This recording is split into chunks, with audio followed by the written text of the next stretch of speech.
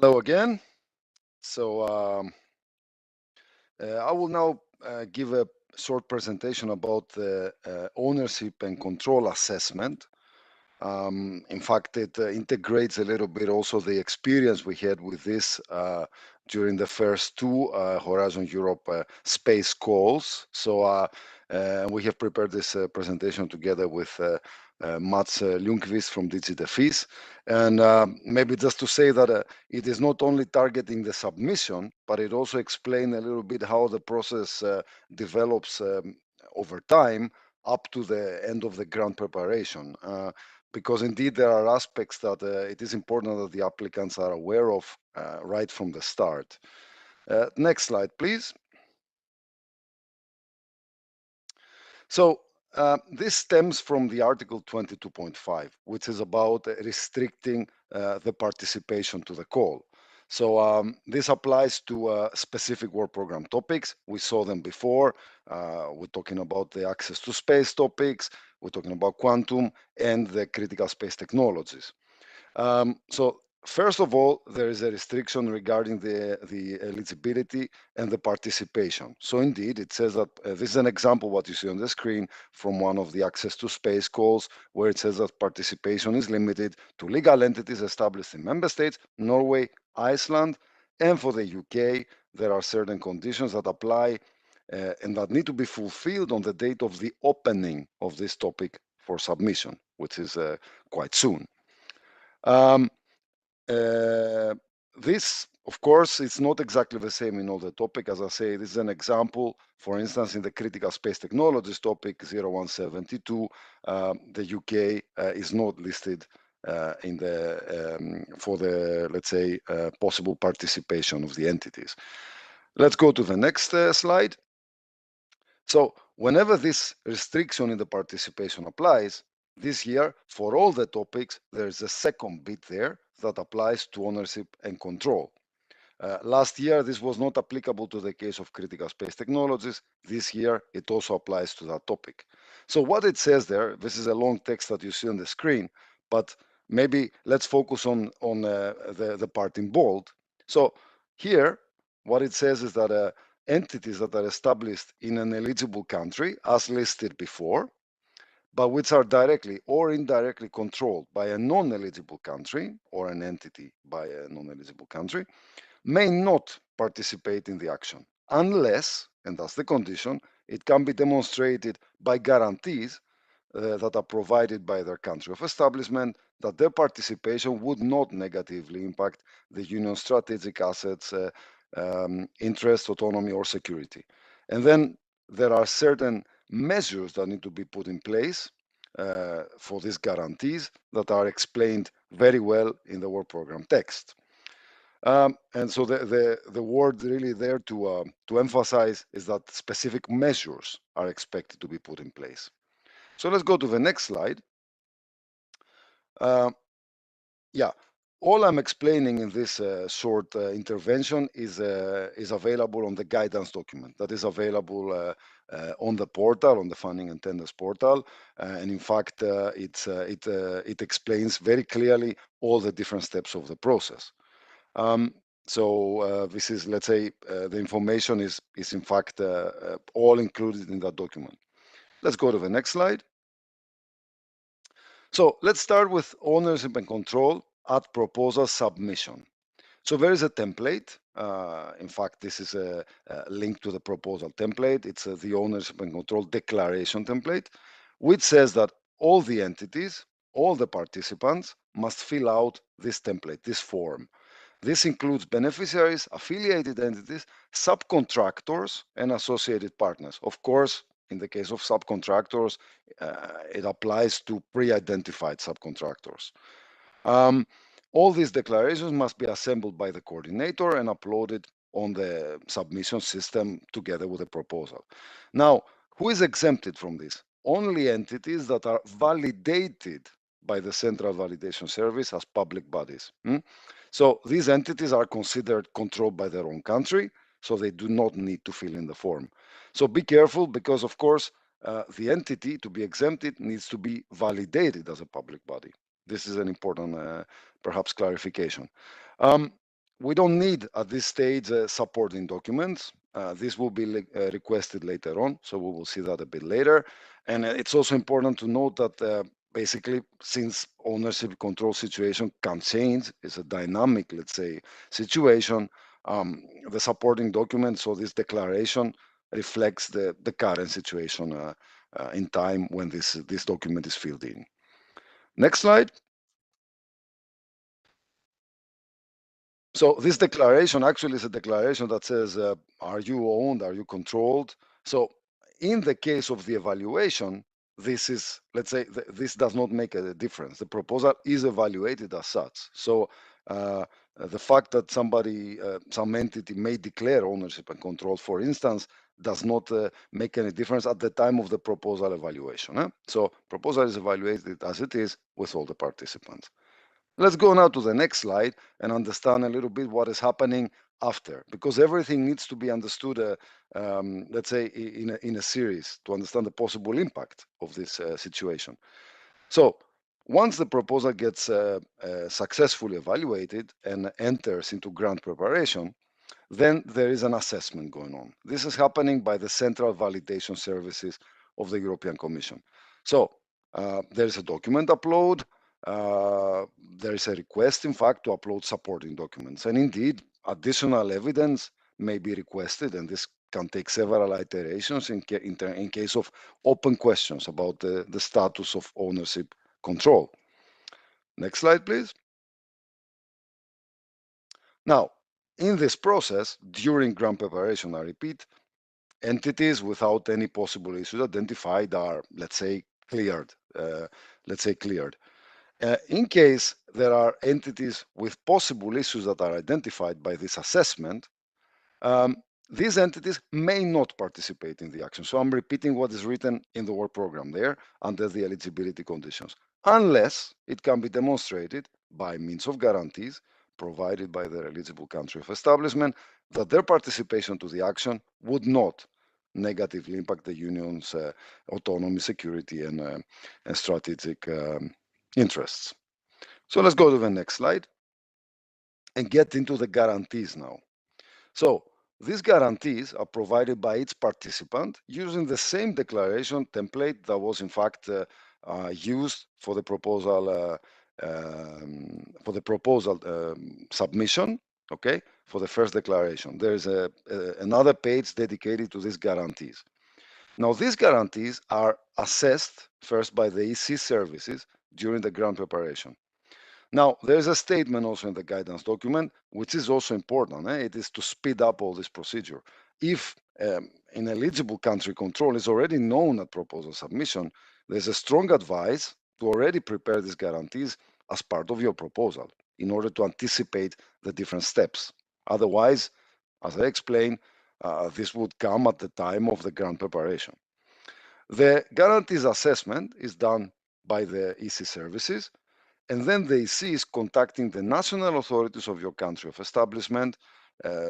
These are basically the competent authorities, as they're called, on the assessment of these guarantees and to seek their confirmation. Okay. Let's go to the next slide, and that's the last slide. And in fact, it's a little bit of a, let's say, a couple of lessons learned here. Clearly, this process can be lengthy. It can take several iterations until the ownership control situation is fully clarified. It can be complex, it can be sensitive. There are aspects that need a lot of analysis from the, let's say, the central validation service, then by the EC services, then the process might go to member states. And all these things take time, and of course there's an inherent complexity in this. So these need the possible ineligibility of entities due to ownership control issues does affect the consortium at the end of the day, especially for, of course, we're talking about the proposals that are making it to the grant preparation and are about to be signed. So in those cases, when there is ineligibility of entities, I repeat, this is about entities, there needs to be found, a solution needs to be found. And this can be a complex process because, of course, this solution should not invalidate the original proposal as submitted. There may be entities that need to step out of the consortium, eventually be replaced, and so on and so forth. Therefore, it is highly recommended that the consortium assesses as early as possible this possible impact on the project if the evaluation is successful. And in fact, indeed, in the guidance, there are a few pointers that, for instance, if control is known already at proposal stage, please let's not waste time. You may, in fact, submit those already at the time of the proposal to try to speed up the steps as much as possible. That's it from my side. Thank you very much. Okay, thank you, Christos, for these clear explanations about the ownership and control assessment that is indeed relevant for several topics in this the call, space call for 2023. So indeed pay attention to the conditions in your topic. If this applies, then follow the instructions for providing further declaration and then eventually also the documents for the ownership control assessment. We have some time for questions now. Again, QR code or event code as you see on screen. Let's wait a few minutes to see if there are questions coming up. Otherwise, in the next presentation, in a few minutes, will be about the security scrutiny. So let's wait a little bit for questions about the ownership control assessment.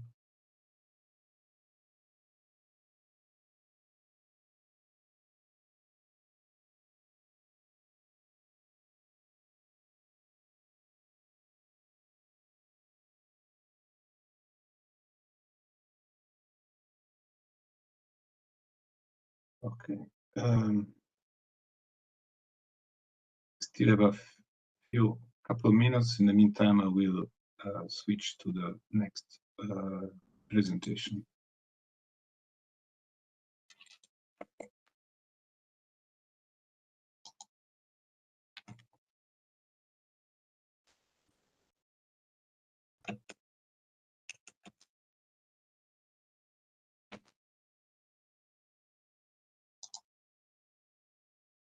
Okay, there doesn't seem to be any question about the ownership control assessment. So let's now move on to the next presentation. Next presentation, as I said, is about the security scrutiny, and we will have with us our colleague Francesco Fusaro from the DG Home Affairs, who will tell you everything about you need to know about the security scrutiny process in Horizon Europe. Francesco, the floor is yours.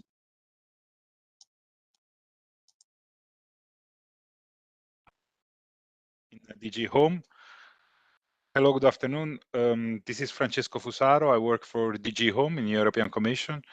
DG Home stands for Directorate General for Migration and Internal Affairs. Today, I will present you the security. Francesco, excuse me. Yes. I just see now that there was a bit too fast, and there was a question about the ownership control assessment. So if you will allow me a minute to just ask Christos indeed to come back and ask this question. So the question is there a list somewhere of national authorities where entities can start the process in advance as suggested? Thank you. I do not think the list is publicly available, in fact. This is something that, of course, the Commission services are collecting. I am not aware if this list is public, but maybe just to clarify one thing that I mean, the guarantees in Horizon Europe, they're provided first by the applicant as filling in that document. And then this document is provided, in fact, to the Commission services. That's first assess it. Then with this assessment, the Commission goes to the national authorities. It is a little bit different from other programs that are applying the ownership and control But in our case, what applies is that first, the applicants, in fact, or the proposers later, even on the GAP, on the grant preparation, they submit it to us, to the Commission services, for the first assessment. Then the Commission contacts the national authorities.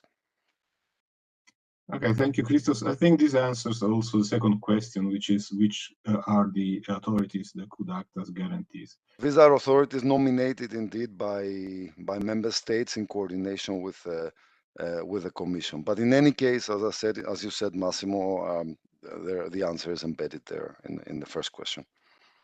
Okay, thank you for this, and let's go back now to security. Excuse me, Francesco, thank you for your patience. We are now back with you on the security appraisal process for Horizon Europe. Yes, thank you very much. Good afternoon. I work in DG Home of the European Commission. DG Home works on migration and internal affairs. In my sector, what we do, among others, is indeed the security appraisal for all Horizon Europe. So today, I will just say a few things about the security appraisal, the why we do it and how we do it, so that you are well informed about this process. So, and here a little bit of the overview of my slides. So there will be the legal basis of why we do that. Then the security self-assessment, and this is something that is indeed for potential applicants. And then we go back on security review, which is something that we do. So now, when we talk about the security appraisal, this is something that it's in Horizon Europe regulation. Article 20 says that all action funded are under Horizon Europe shall comply with the applicable security rules, and in particular with protection of classified information against unauthorized disclosure. So still the Article 2 says that where appropriate, proposal should include a self-security assessment, and this is something we will talk later on in the next slides. And finally, the Commission, where appropriate, or the Commission on any funding body carries out a security scrutiny. So in the next slide, we can see a little bit what is on your side. So when you will present a proposal, you will fill in a Part A and a Part B. In a Part A, among others, you will have to fill in a security issue table. This goes for all the applicants to the call, to any call on Horizon Europe. So it's very important for us that you are sensitized about this document. I know that documentation application can be lengthy, but at the same time, it's something to pay attention to. So when it comes to security, and when it comes to your self-assessment, you will be asked some questions. And out of these questions are going to be for us the first flags under which we will analyze the security, possible security concern of certain proposals. So you see here on a slide on the left side what are the question, how it looks like. If we go to the next slide, we see also what will be the question, and it is, does this activity involve information and or materials requiring protection against unauthorized disclosure? So classified information, we call it UCI, European Union Classified Information. Does this activity involve a non-EU country which need to have access to EU classified information? So we are not asking you if you are in partnership with a non-EU country. We are asking you if entities from non-EU countries, for the sake of your research project, will have to have access to EU confidential information. Does this activity have the potential of misuse of result? And as the last question, does this activity involve information or materials that are subject to security restriction? Are there any other security issue that should be taken into consideration? This is a question more of a catch-all where you will be able to tell us, give us a little bit more of information. Shouldn't you be able to tell us more in the first questions? So there is also a link to a document, which is how to handle security sensitive projects.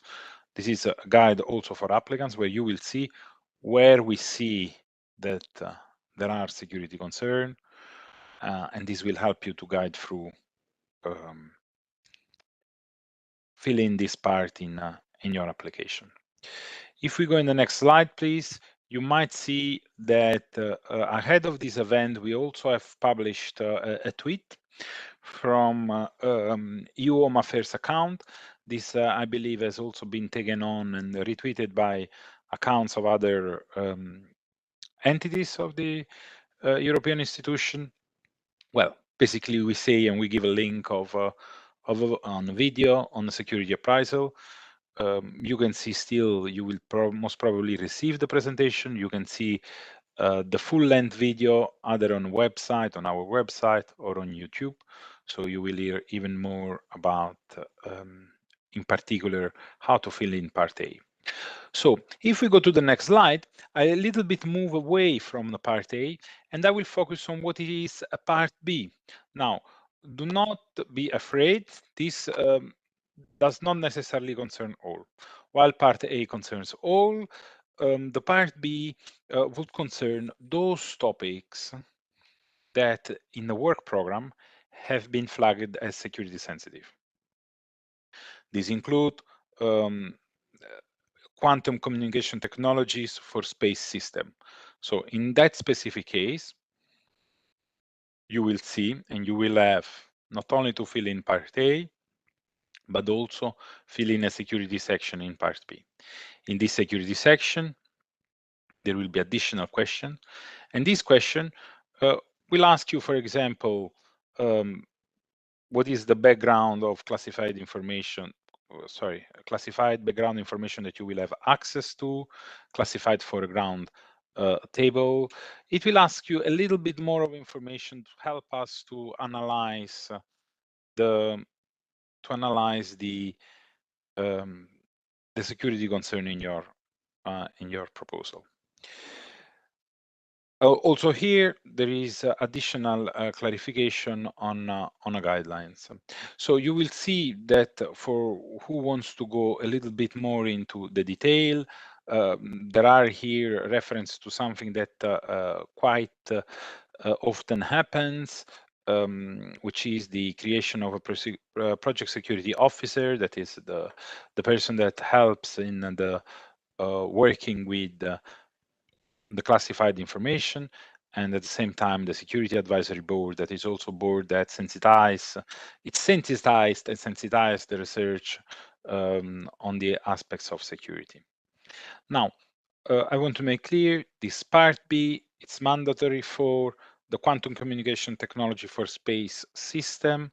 At the meantime, if you think and then you feel that you are in part A, you have seen that there are certain concerns, it can be also a part that you might want to fill in to give us additional information.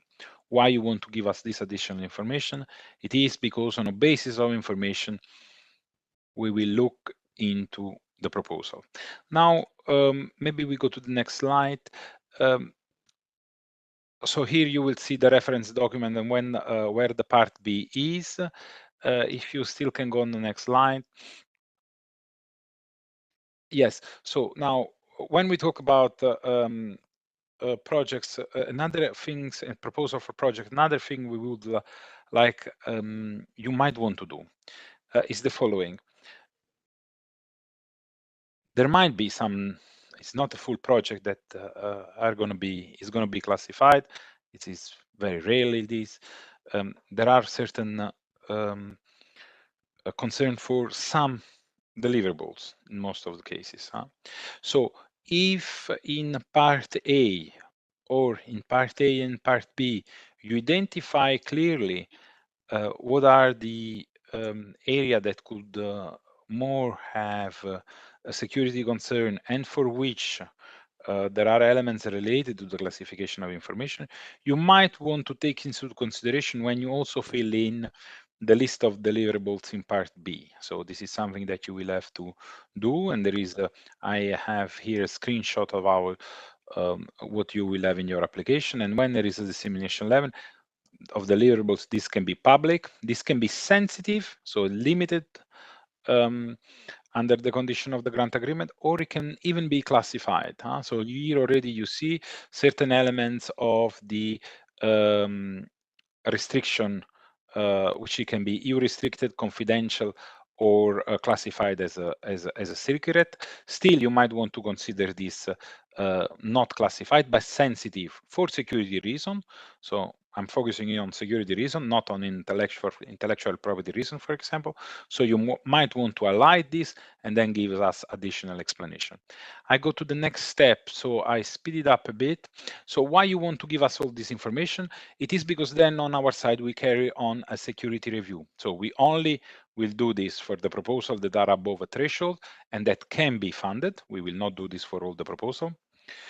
The objective quite clearly is because of identifying concern, assess if there are sensitive or classified information, and propose the recommendation for a project. If you can go to the next slide, please. So how are we going to do that? As I said, you prepare the self-assessment. We will have a pre-screening. So there will be colleagues in an agencies, for example, ADEA in this case, that will look, and also in light also the scientific background, they will tell us where there are scientific, where there are security concern, also according to what you have filled in.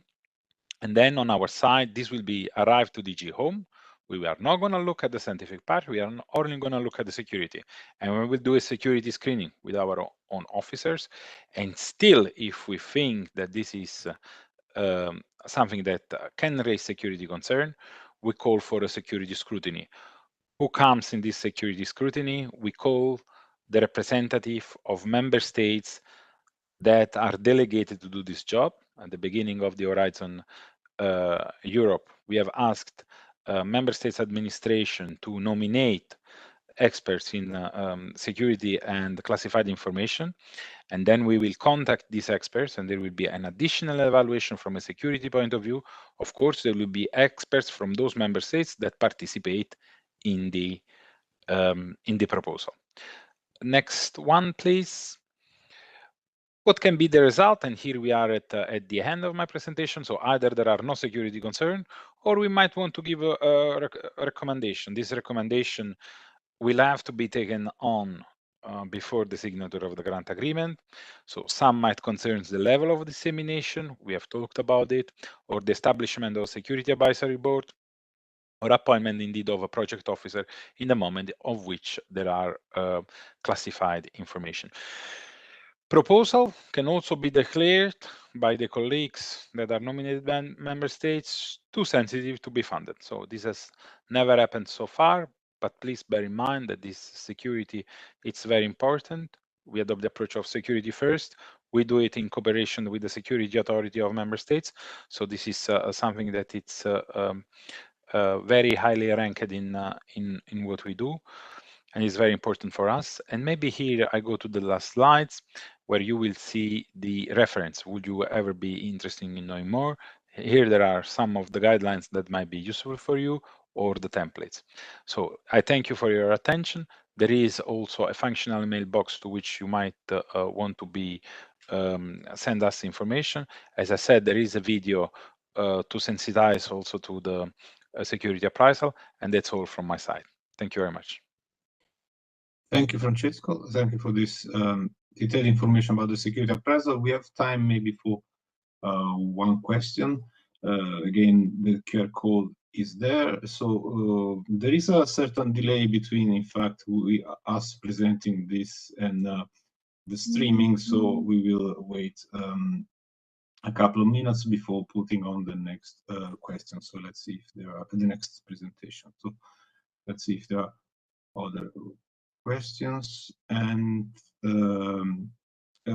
by the way, the QR code, so the Slido session is the same for the session. So also during the next presentation, you can already start asking questions during the presentation so that we find them there at the end, and we will save done with that. So I will switch presentation now. Maybe I will ask my colleagues to put on the QR code just for reference while we wait for possible questions.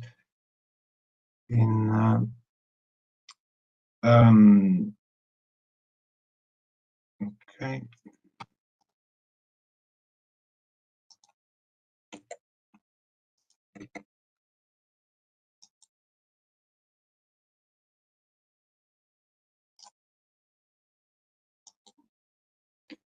Okay, there does not seem to be any questions coming up.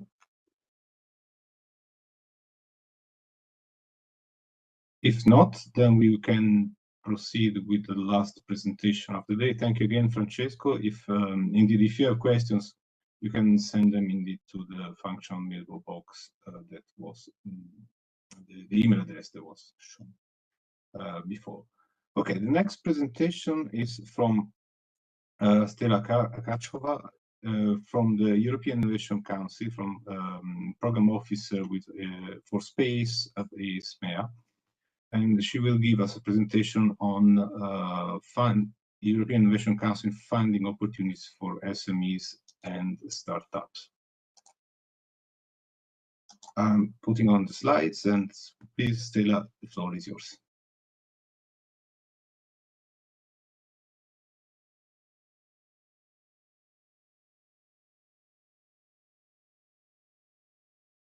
We don't hear you.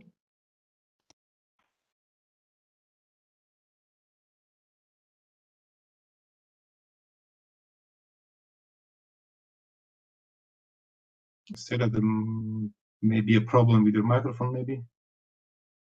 Now, do you hear me? Now it's perfect. Okay, thank you. Okay, thank you. So my name is Stella, and I'm the EIC Program Manager for Space System. Next slide, please.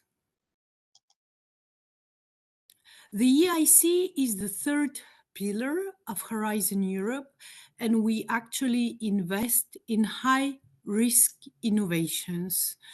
So we have a very wide variety of projects, ranging from energy to biotech and so on.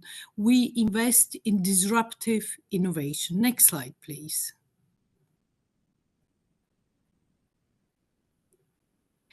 So we have a very rich portfolio of companies, and on your right side, you can see the projects which we have, from AI to cloud to energy to biotech, medical devices, and so on. Pathfinder, a low TRL, accelerator, a high TRL.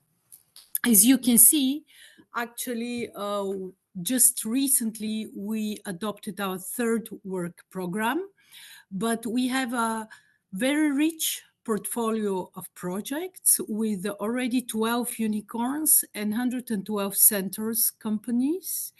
We are unique in the world. We combine the idea of DARPA and ARPA.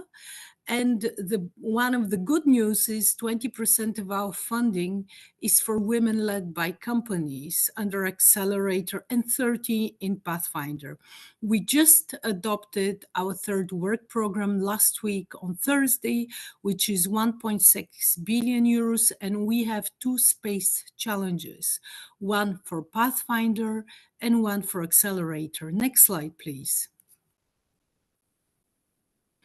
So our role in the European space industry and space ecosystem is actually to create R&D and innovation opportunities for all EU new space SMEs and startups, all space SMEs.